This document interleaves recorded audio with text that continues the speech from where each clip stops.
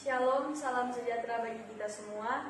Puji syukur kita panjatkan kepada Tuhan, karena sampai saat ini kita masih dalam perlindungan Tuhan. Kami atas nama pemuda eklesia dan remaja sholat radia mengucapkan selamat beribadah, Tuhan Yesus memberkati. Kita akan masuk dalam doa pembukaan yang akan dipimpin oleh Kak Grace Wilanielo dalam persiapan kita menyanyi Ku Masuk Ruang Maha Kudus.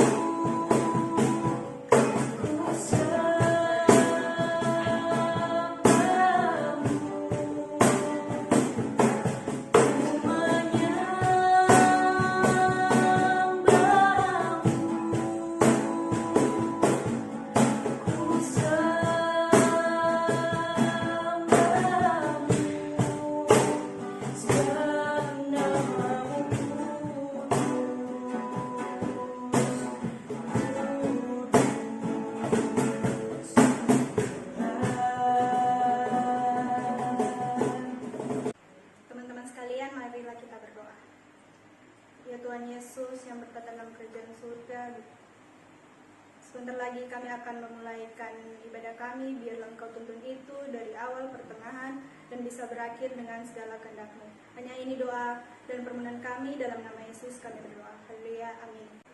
Sebagai manusia, kita tidak pernah luput dari kesalahan dan dosa. Saat ini kita akan mengaku dosa kita kepada Tuhan, dan doa pengakuan dosa akan dipimpin oleh Kak Bill Paironen. Mari kita satu dalam doa. Ya Tuhan Allah Bapa kami yang ada di dalam kerajaan surga, terima kasih ya Tuhan atas berkat kasih karunia-Mu ya Tuhan. Hingga saat ini kami bisa melakukan ibadah online. Ya Tuhan, sekarang kami mau datang ke hadirat-Mu ya Tuhan, meminta ampun segala dosa yang telah kami perbuat, karena kami tahu hanya dalam-Mu dosa kami bisa diampuni. Terima kasih ya Tuhan, inilah doa dan ucapan syukur kami. Haleluya, amin. Saat ini kita akan membaca dan merenungkan firman Tuhan yang akan dipimpin oleh Kak Mega Bitoy dalam persiapan kita menyanyi Apapun Yang Terjadi.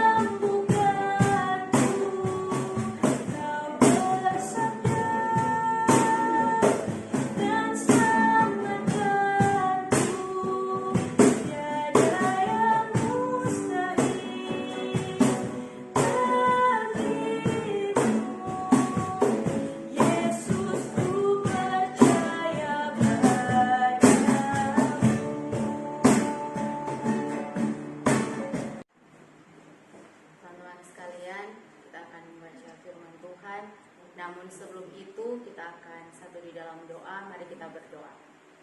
Puji syukur Bapa, kami panjatkan kehadirat-Mu yang kudus. Kami berterima kasih, Engkau sungguh baik dan selalu baik dalam kehidupan kami. Apapun yang terjadi dalam kehidupan kami percaya Tuhan, kasih-Mu tak pernah berakhir untuk kami. Terima kasih untuk tuntunanmu, kami boleh ada sebagaimana kami ada. Di saat ini Bapa, kami diberi kesempatan untuk membaca bahkan merenungkan sabda firman-Mu. Engkau urapi kami masing-masing dengan kuasa Roh Kudus-Mu. Jamah hamba-Mu, hamba bukanlah siapa-siapa. Hamba percaya Tuhan, hamba mampu semua karena Tuhan, bukan karena kuat dan hebatnya hamba.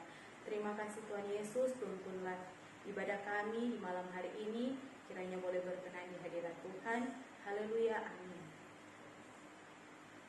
Shalom. Damai di hati. Damai di hati.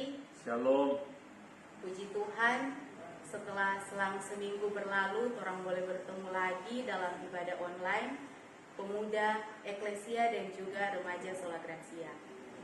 Nah, teman-teman yang saya kasihi dalam Tuhan kita Yesus Kristus, tentu saja dalam hari-hari belakangan ini atau beberapa bulan terakhir ini, orang aktivitas atau orang kegiatan tidak seperti biasanya, atau mungkin jauh dari orang ekspektasi.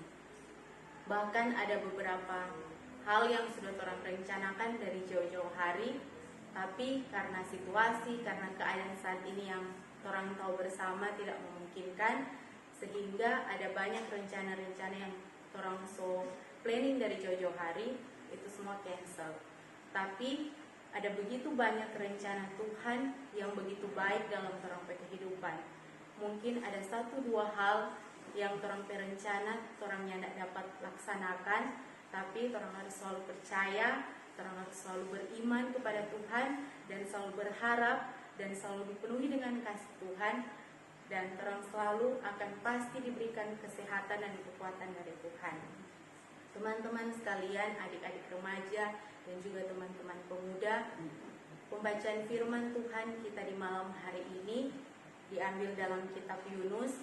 Sebagaimana dalam pembacaan minggu berjalan ini, kitab Yunus pasalnya yang keempat. Yunus pasalnya yang keempat, saya ambil dalam Yunus pasal 4 ayat 6 sampai ayatnya yang ke-11. Yunus 4 ayat 6 sampai ayat 11 berkata, "Lalu atas penentuan Tuhan Allah, tumbuhlah sebatang pohon jarak melampaui kepala Yunus untuk menaunginya, agar ia terhibur daripada kekesalan hatinya. Yunus sangat bersukacita karena pohon jarak itu. Tetapi keesokan harinya, ketika fajar menyingsing, atas penentuan Allah, datanglah seekor ular yang menggeret pohon jarak itu sehingga layu. Segera sesudah matahari terbit, maka atas penentuan Allah bertiuplah angin timur yang panas terik, sehingga sinar matahari menyakiti kepala Yunus. Lalu rebahlah ia, lesu dan berharap supaya mati, katanya. Lebih baiklah aku mati daripada hidup. Tetapi berfirmanlah Allah kepada Yunus, layakkah engkau marah karena pohon jarak itu? Jawabnya, selayaknya lah aku marah sampai mati. Lalu Allah berfirman, engkau sayang kepada pohon jarak itu, yang untuknya sedikit pun engkau tidak berjerih payah, dan yang tidak engkau tumbuhkan, yang tumbuh dalam 1 malam dan binasa dalam 1 malam pula.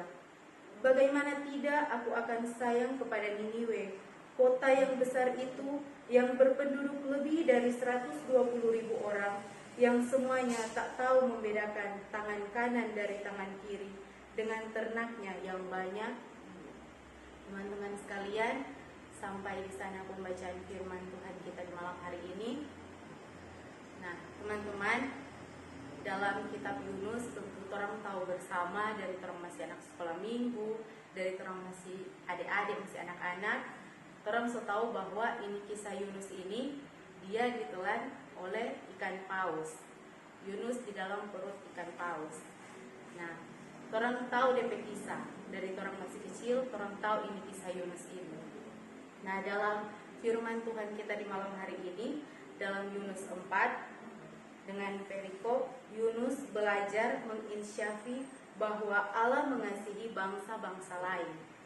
Nah, dalam firman Tuhan ini dijelaskan bahwa, diceritakan bahwa di mana Yunus lari dari DP tanggung jawab, di mana Tuhan suruh dia untuk pergi di kota Niniwe, tapi dia malah pergi di Tarsis. Nah, dia lari dari tanggung jawab yang harus dia lakukan, karena Yunus dia rasa bahwa ini kota Niniwe ini tidak pantas untuk mendapatkan pengampunan dari Tuhan, karena begitu banyaknya dosa yang dorang bikin, ada begitu banyak kejahatan-kejahatan, sehingga Yunus bilang dia ini mau pergi mau selamatkan dorang. Nah, tapi dalam firman ini mungkin kita sebagai manusia, saya dan juga teman-teman semua pasti orang banyak bertanya-tanya. Bukan cuma Yunus yang bertanya-tanya, bahkan orang sendiri bahkan bertanya, "Kenapa Tuhan? Mengapa? Kenapa sampai Tuhan mau menyelamatkan dorang satu kota itu yang dorang bilang sungguh sangat berdosa? Apa yang Tuhan lihat dari semua penduduk yang ada di kota Niniwe? Sampai Yunus sendiri dia ini mau pergi mau memberitakan itu keselamatan." Karena dia tahu ini satu kota ini berbuat kejahatan yang sangat-sangat bikin Tuhan sakit hati. Tetapi ada satu hal yang Tuhan ingin orang tahu, bahwa Tuhan itu sangat mengasihi seluruh anak-anaknya. Tuhan sangat mengasihi seluruh ciptaannya. Bahkan di sini dalam ayat yang ke-6, Tuhan memberikan pohon jara kepada Yunus untuk melindungi DP tubuh dari panas terik matahari. Nah, di sini Tuhan mau mengajarkan Yunus bahwa bagaimana dia tidak mau sayang ini satu kota ini, sedangkan ngana Yunus kita ada ambil itu pohon itu, ngana mengeluh. Itu pohon itu mati, ngana mengeluh. Bahkan ngana sendiri nyanda ada usaha untuk menanam itu pohon, ngana nyanda menumbuhkan itu pohon, tapi ketika pohon itu hilang, ngana mengeluh. Nah, begitulah perasaan Tuhan ketika torang DP anak-anak torang jauh dari Tuhan. Ketika torang melakukan hal-hal yang tidak menyenangkan Tuhan, ketika torang melakukan hal-hal yang menyedihkan, yang menyakiti hati Tuhan, dan torang merasa torang ini sungguh sangat berdosa dan tidak layak berada di hadirat Tuhan, torang jangan kehilangan torang harapan. Jangan kehilangan harapan, karena Tuhan sungguh mengasihi torang. Bagaimana Tuhan mengasihi bangsa-bangsa, Tuhan mengasihi orang-orang yang ada di kota Niniwe, begitu juga Tuhan mengasihi saya dan juga teman-teman. Di pasal yang sebelumnya, di pasal yang ketiga dikatakan juga bahwa di situ dengan perikop pertobatan Niniwe. Nah, kalau tadi kita tanya, kita bilang orang seringkali bertanya-tanya, siapa Tuhan? Nah, di sini kalau orang lihat di ayat yang ketiga, di pasal yang ketiga dengan perikop pertobatan Niniwe, ternyata Tuhan ingin memberikan kesempatan kepada orang-orang yang ada di kota Niniwe. Tuhan menyelamatkan dorang karena dorang pertobatan. Ketika dorang berbuat dosa, tentu saja Tuhan kecewa. Ketika dorang berbuat salah, pasti Tuhan marah. Tetapi Tuhan Allah yang penuh kasih. Dia sangat menyayangi dan dia mencintai DP anak-anak, DP umat-umat. Jadi ketika orang bikin salah dan orang datang di hadirat Tuhan, orang minta ampun, orang mengaku setiap dosa dan kesalahan yang orang lakukan, Tuhan pasti mengampuni dan dia mengasihi orang. Nah, teman-teman, dalam situasi saat ini dengan pandemi COVID-19 yang orang hadapi saat ini, ada banyak pertanyaan yang timbul dalam orang hati, bahkan orang pemikiran. Mengapa? Kapan? Apa? Mengapa? Mengapa ini terjadi? Kapan ini akan berakhir? Apakah ini dia akhir dari dunia ini? Atau apakah dunia ini akan berakhir? Dan awal dari akhir dari dunia ini yaitu wabah ini. Ada begitu banyak pertanyaan dan bahkan ada begitu banyak teka-teki dalam kehidupan yang orang sendiri tidak tahu apa yang akan terjadi besok, apa yang akan terjadi 1 jam ke depan, bahkan apa yang akan terjadi 1 menit ke depan. Orang hidup itu seperti uap yang kapan saja bisa lenyap. Tapi ketika orang datang di hadirat Tuhan, apapun yang orang lakukan, kesalahan besar apapun itu, ketika orang datang, orang bertobat, orang mengaku setiap dosa dan kesalahannya orang, Tuhan tidak akan meninggalkan orang. Bahkan dalam firman Tuhan ada janji keselamatan Tuhan yang boleh orang lihat dalam kitab Amsal 1 ayat yang ke-33. Dalam kitab Amsal 1 ayat 33 berkata, "Tetapi siapa mendengarkan aku, ia akan tinggal dengan aman, terlindung daripada kedahsyatan malapetaka." Nah, teman-teman sekalian, dalam firman ini jelas dikatakan, "Tetapi siapa mendengarkan aku, ia akan tinggal dengan aman, terlindung daripada kedahsyatan malapetaka." Orang yang perlu takut. Memang sebagai manusia rasa takut itu pasti ada, khawatir itu selalu. Tapi ketika orang berharap kepada Tuhan, orang menaruh seluruh orang kehidupan ke dalam tangan Tuhan, jangan biarkan rasa takut itu, rasa khawatir itu merenggut orang kesukacita. Jangan biarkan rasa takut dan rasa khawatir lebih besar daripada orang pengharapan kepada Tuhan. Dan kiranya firman Tuhan ini dapat memberkati teman-teman yang ada di rumah, bahkan memberkati saya juga secara pribadi untuk lebih dekat dengan Tuhan. Sering bertanya apa maunya Tuhan untuk orang lakukan. Jangan sering bertanya kenapa Tuhan ini terjadi, tapi marilah orang kembali bertanya apa hikmah yang boleh orang pelajari dari situasi ini, apa hal atau pelajaran-pelajaran berharga yang boleh orang ambil dalam situasi ini, dan orang sama-sama berubah menjadi anak-anak Tuhan yang membawa terang, menjadi garam dan terang dunia. Haleluya, amin. Saat ini kita akan masuk dalam doa syafaat yang akan dibawakan oleh Kak Berina Pangimani. Teman-teman sekalian, saat ini kita tiba pada doa syafaat. Mari kita sedang doa, kita berdoa. Selamat malam Yesus, selamat malam ya Bapa, selamat malam Roh Kudus. Terima kasih Tuhan, Kau masih memberikan kami nafas kehidupan, kesehatan sampai pada saat ini Tuhan. Walaupun kami sedang menghadapi wabah COVID-19 ini Tuhan, tapi kami masih bisa merasakan berkat-Mu Tuhan dalam kehidupan kami.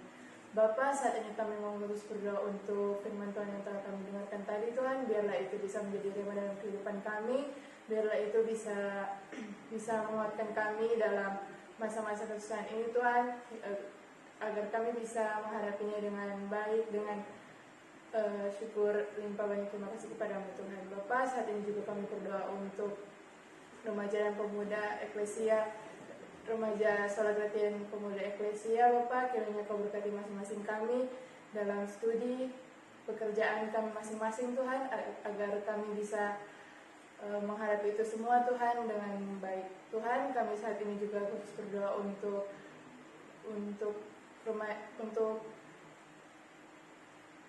fakir miskin, janda dan duda Tuhan. Kiranya Kau berkati mereka Tuhan dalam masa-masa COVID-19 ini Tuhan. Kiranya Kau berikan mereka berkat, Kau buat mereka lebih dekat lagi denganmu Tuhan. Terima kasih Tuhan. Saat ini juga kami akan melanjutkan aktivitas kami masing-masing Tuhan. Kiranya Kau jaga dan lindungi kami masing-masing, biarlah kami bisa bertindak hanya sesuai dengan kehendak-Mu saja Tuhan. Bapa, kami menyerahkan kehidupan kami ke dalam tangan-Mu penuh kasih. Biarlah Kau bersama-sama dengan kami sampai selama-lamanya. Terima kasih Tuhan atas segalanya. Ampuni dosa kami itu banyak. Haleluya, puji Tuhan. Amin. Ya, shalom, damai di hati.